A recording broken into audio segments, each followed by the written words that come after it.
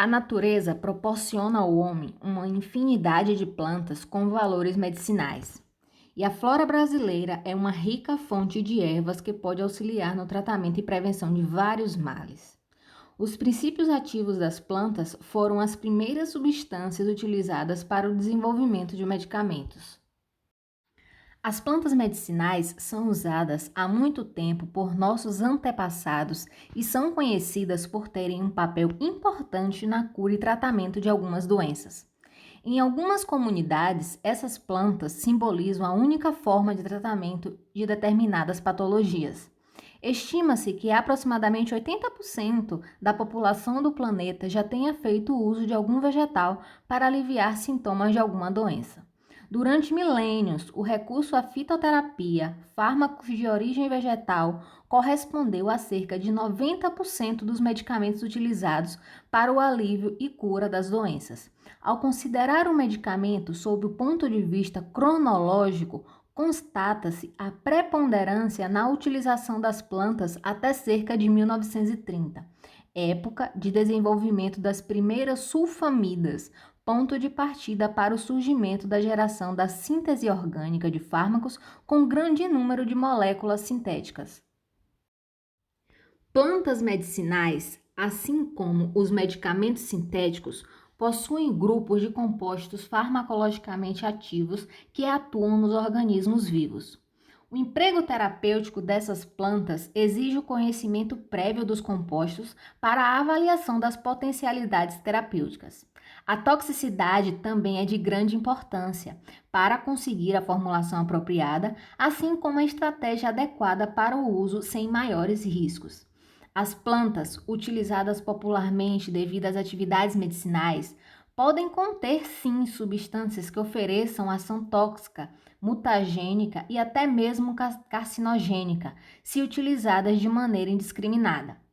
Equivocadamente, a cultura popular acredita que fazer o uso exagerado de determinada planta não vai causar mal algum, pelo simples fato dessa ser de origem natural. A família Asteraceae é o grupo sistemático mais numeroso dentro das angiospermas, compreendendo cerca de 1.100 gêneros e 25.000 espécies. São plantas de aspecto extremamente variado, incluindo principalmente pequenas ervas ou arbustos e raramente árvores. Devido ao seu extraordinário poder de adaptação ambiental, pode ser encontrada nos mais diversos habitats e em variadas condições climáticas, desde regiões tropicais, subtropicais e até temperadas. Um dos fatores importantes para o seu sucesso biológico deve-se à sua grande capacidade de dispersão devido à presença de semente com papos plumosos, apêndices, estruturas de aderência e metabólitos secundários. Espécies de Asteraceae têm sido cultivadas pela sua importância econômica, principalmente relacionadas às culturas alimentícias de folhas, caules e sementes para extração de óleo vegetal.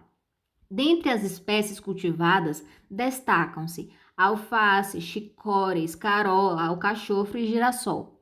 Várias outras espécies são utilizadas na medicina, como o adoçante extraído de estévia, além de pomadas, como a de calêndula, arnica e chás, como a camomila, que se refere a várias espécies.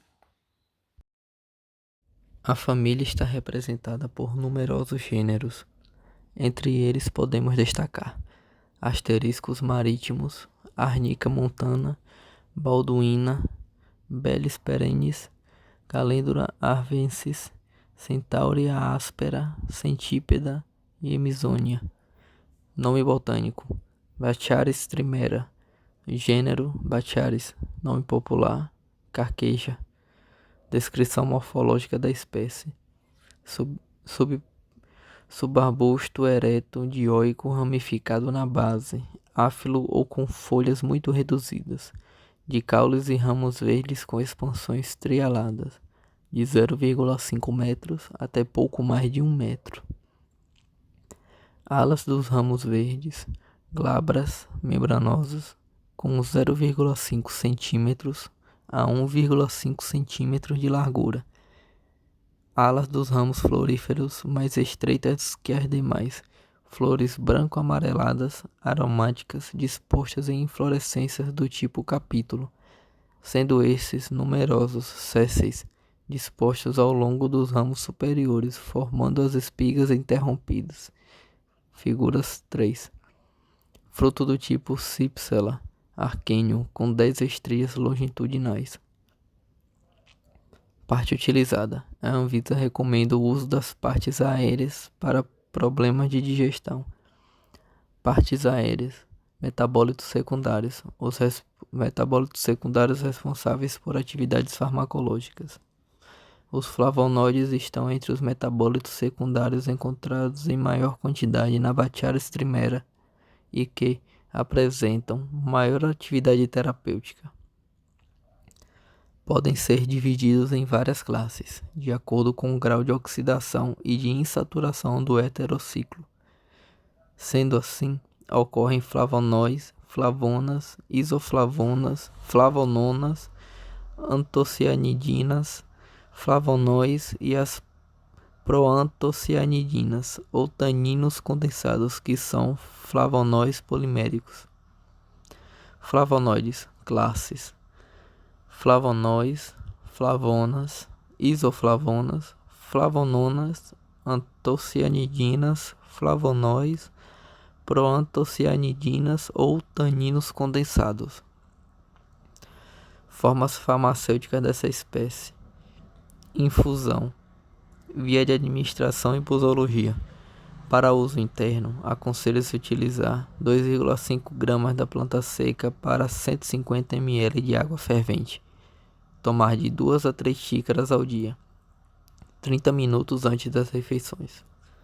Para uso externo, aconselha-se utilizar no tratamento de feridas e ulcerações. Indicações farmacológicas: muito utilizada para amenizar distúrbios digestivos e hepáticos, gastrite, azia e má digestão, cálculos biliares, prisão de ventre, gripes e resfriados. Possui atividade antirreumática, antihelmíntica, antidiabética, antidiarreica e cicatrizante de feridas. Contraindicações: grávidas não devem se utilizar da planta, pois ela pode promover contrações uterinas. Deve-se evitar o uso concomitante com medicamentos para hipertensão e diabetes, pois pode causar hipotensão. Nome botânico: Camomila recutita. Gênero: Matricaria. Nome popular: camomila.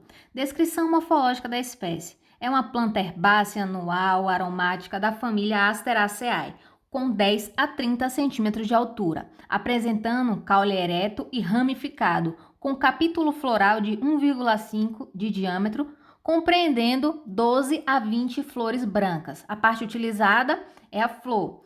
Metabólitos secundários responsáveis por atividades farmacológicas: cerca de 120 componentes químicos foram identificados como metabólitos secundários, incluindo 28 terpenoides, 36 flavonoides e 56 compostos adicionais. Os flavonoides e os óleos essenciais são os principais ativos que merecem destaque na camomila. As formas farmacêuticas dessas espécies são a infusão, maceração, pó, tintura oleosa e compressa. Vias de administração e posologia: infusão, 5 a 10 gramas de flores em 100 ml de água fervente por 15 minutos, filtrar e tomar 3 vezes ao dia. Maceração, 10 gramas de flores em 100 ml de vinho branco por 5 dias, filtrar e tomar um cálice pequeno 3 vezes ao dia. Pó, 2 a 8 gramas, ingerir 3 vezes ao dia. Tintura oleosa, para massagear áreas doloridas, 20 gramas em 100 ml de azeite, esquentar em banho-maria por 2 horas em fogo baixo, filtrar e usar para massagem. A camomila é útil contra insônia e possui propriedade sedativa. Atividade anti-inflamatória associada aos componentes camazuleno e bisabolol. Cultura popular: é indicado para má digestão, cólica uterina, hemorroidas, para queimaduras de sol, alergias, conjuntivite e olhos cansados. Para crianças, é usado no combate aos vermes, diminui as dores musculares, tensão menstrual, estresse, insônia, diarreia e inflamações das vias urinárias. Contraindicações. Não é recomendado o uso de chá de camomila durante o período de gravidez, nem deve ser usado o seu óleo essencial porque pode provocar contração uterina. Nome botânico: Calendula officinalis. Nome popular: calêndula. Descrição morfológica da espécie: planta anual de caule robusto. Folhas geralmente ovais, inteiras ou pouco denteadas. Flores grandes, largas e de coloração variando entre alaranjado e amarelo. Raiz fasciculada, amarelo clara. Frutos do tipo aquênio curvos. Parte utilizada: flores, folhas e frutos. Metabólitos secundários. Os flavonoides podem ser considerados metabólitos secundários mais importantes na atividade farmacológica das flores de calêndula, os quais podem ser considerados como marcadores químicos de espécies para aferir a qualidade de matéria-prima. Um desses metabólitos secundários são as fitoalexinas, agentes antimicrobianos produzidos pela calêndula como resposta a condições de estresse físico, químico ou biológico. Formas farmacêuticas dessas espécies são a infusão, tintura, extrato fluido, gel, creme e pomada. Vias de administração e posologia. Infusão: aplicar 3 vezes ao dia com auxílio de algodão ou sob a forma de bochechos ou gargarejos. Tintura: realizar bochechos ou gargarejos com 25 ml de tintura diluída em 100 ml d'água. Gel: aplicar na área afetada 3 vezes ao dia a formulação contendo 10% da tintura. E creme ou pomada: aplicar na área afetada 3 vezes ao dia nos casos de eczemas ou uma vez ao dia nos casos de feridas a formulação contendo 10% do extrato glicólico. Indicações farmacológicas: uso externo como anti-inflamatório, cicatrizante e antisséptico. Para o tratamento de lesões da pele e mucosas, promovendo a cicatrização e modulando os possíveis focos inflamatórios. Contraindicações: contraindicado a pacientes com histórico de hipersensibilidade ou alergia aos componentes do fitoterápico ou a outras plantas da família Asteraceae. Não deve ser administrado durante a gravidez, lactação ou para crianças sem supervisão médica. Achillea milefólio. Gênero: Achillea. É também conhecida como milfolhas. É uma herbácea vivaz que atinge de 30 a 80 centímetros de altura.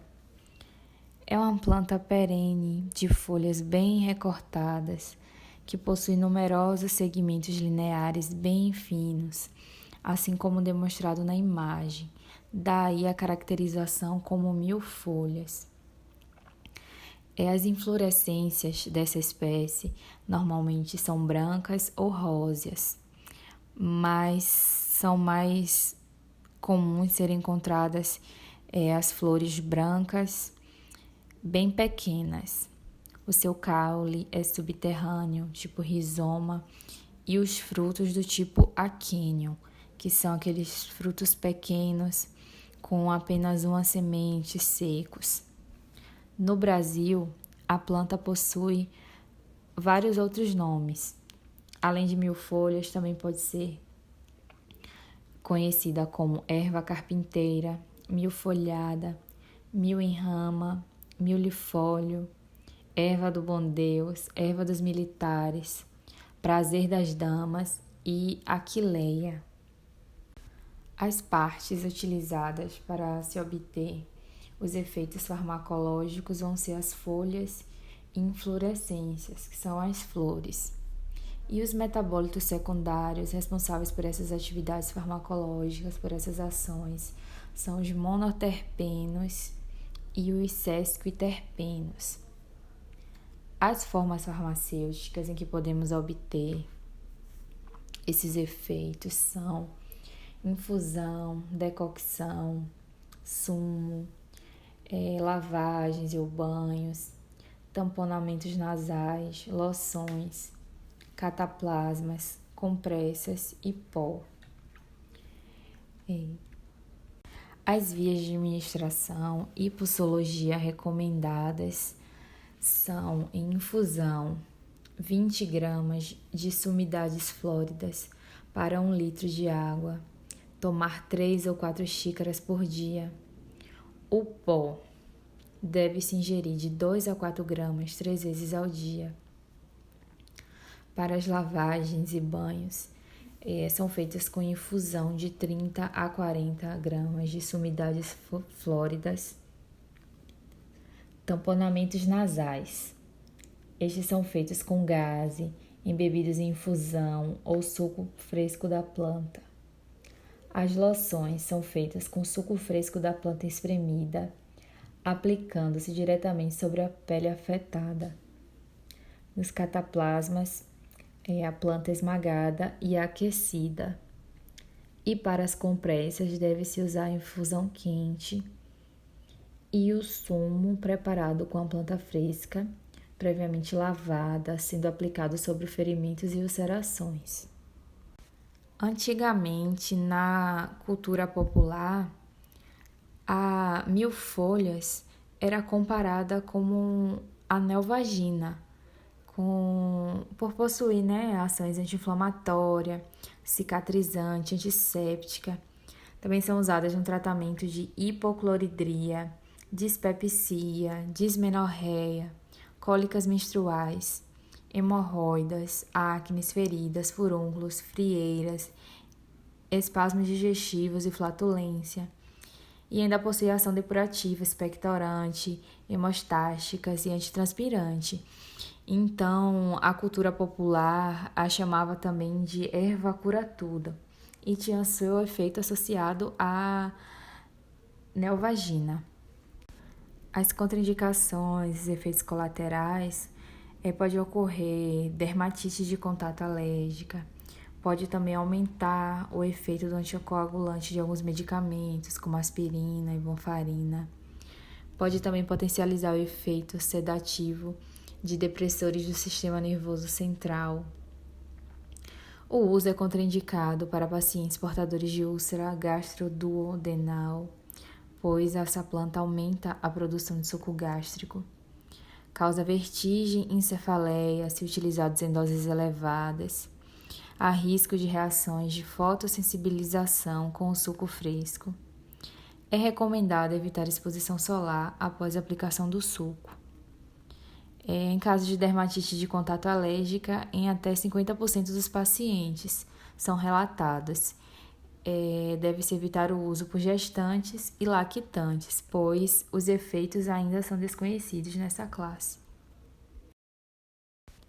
Baccharis dracunculifolia, mais conhecido por alecrim do campo, é uma planta do gênero Baccharis, que é um tipo de arbusto dioico, perene e lenhoso, com altura de cerca de 2 a 3 metros, que ocorre espontaneamente aqui no Brasil.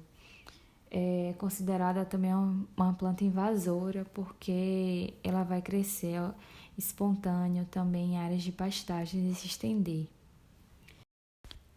São utilizadas as folhas e raízes para obter os metabólitos secundários que vão ser responsáveis pelas atividades farmacológicas. No caso dessa espécie, serão os flavonas e flavonoides, que têm um potente ação anti-inflamatório, bastante utilizado nos tratamentos de artrite reumatoide. As formas farmacêuticas que podemos encontrar esta espécie são em extrato, tintura e óleo essencial, e vão ser indicados como antioxidante, antitumoral, anti-inflamatório, antiviral e antimicrobiano. E essas infusões das folhas são bastante utilizadas na medicina caseira para tratar problemas hepáticos ou disfunção estomacal. Para a utilização, são usadas as vias de administração em posologia de extrato seco a 200 a 1.000 gramas ao dia. Ingerir as cápsulas, de preferência em jejum. Na tintura, 50 gotas até 3 vezes ao dia. E os óleos essenciais podem ser usados por inalação de 1 a 3 gotas em um aromatizador de ambientes. E as contraindicações são em casos de alergia ou sensibilidade a um dos compostos.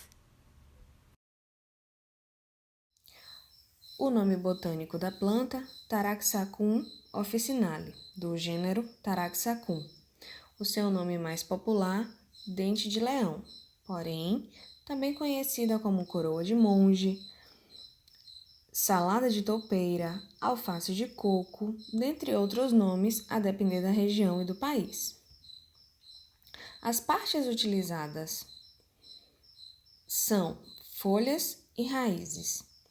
Como metabólitos secundários, nós temos os derivados terpênicos, citosterol e estigmasterol e os flavonoides. A forma farmacêutica dessa espécie é a infusão, a tintura e pó. As vias de administração e posologia: infusão de 20 gramas de folhas verdes por litro de água e, com as raízes, decocção por 10 a 15 minutos de 10 gramas de raízes secas por litro de água. A tintura, de 20 folhas e raízes por litro de álcool. O pó, 1 grama a 2,5 gramas ao dia. As indicações farmacológicas. É indicado para pessoas predispostas a cálculo biliar, oligúria, problemas hepáticos, prisão de ventre, cirrose, desordens hepatobiliares, dentre outros. Uma das ervas mais seguras como diurética utilizada em tratamentos de afecções gênito-urinárias, cistites, uretrites e também na hipertensão arterial. É um coadjuvante no tratamento da obesidade, problemas dermatológicos, dispepsia, hipoacidez gástricas e desordens reumáticas. Como contraindicação, nós temos que é contraindicado por pessoas com gastrite e úlcera gastroduodenal, por estimular a secreção gástrica, cálculos biliares, obstruções dos ductos e trato intestinal. O uso de diuréticos em indivíduos hipertensos deve ser somente feito sob orientação médica, pois há uma grande probabilidade de aparecimento de uma descompensação tensional e uma potencialização do efeito de cardiotônicos. Por muitos séculos, as plantas eram consideradas a única forma de substâncias com finalidades terapêuticas para os seres humanos. Ainda, mesmo com o avanço e modernidade da química farmacêutica, as plantas continuam representando a primeira fonte de substâncias para o desenvolvimento de novos fármacos. No Brasil, as plantas medicinais são consideradas remédios de baixo custo, o que no país é encarado como sinônimo de baixa qualidade. Grande parte das espécies vegetais utilizadas pela população brasileira não possui ação farmacológica comprovada, o estudo químico realizado e nem mesmo estudos toxicológicos. O mercado brasileiro ainda se encontra seriamente restrito devido à falta de pesquisa e desenvolvimento, bem como de investimentos na área de controle de qualidade de produtos padronizados. Entretanto, os estudos comprovam a atividade terapêutica de diversas espécies medicinais. A resistência por parte dos profissionais de saúde quanto à utilização dessas plantas, quer pela falta de controle de qualidade, quer pela escassez de conhecimento científico e orientação sobre a utilização da fitoterapia como alternativa terapêutica segura, traz cada vez mais conflitos culturais e científicos. O aprofundamento de estudos etnobotânicos pode mudar esse cenário, fazendo com que os conhecimentos populares sejam valorizados e somados aos científicos.